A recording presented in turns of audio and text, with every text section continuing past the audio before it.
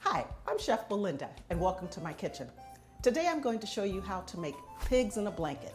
This appetizer has been around for a long time, and it has always been a favorite. It is so quick and easy to make. So let's get started.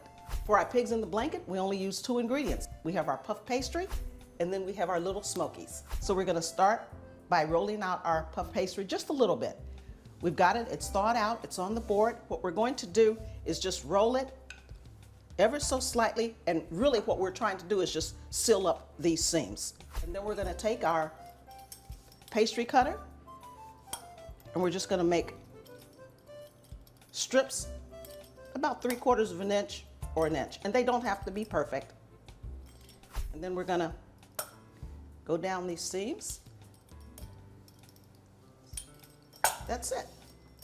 And then we take our little smokies and we roll them in the little piece of puff pastry, and then we put them seam side down on our baking sheet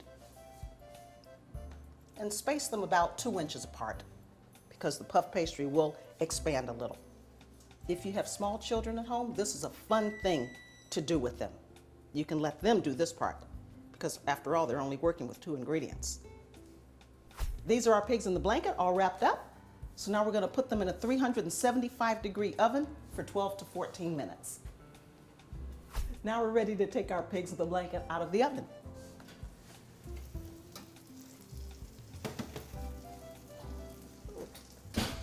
Looks like a few of them tried to escape their blankets. Now we're ready to plate our pigs in the blanket, and then we'll serve them with some herb mustard.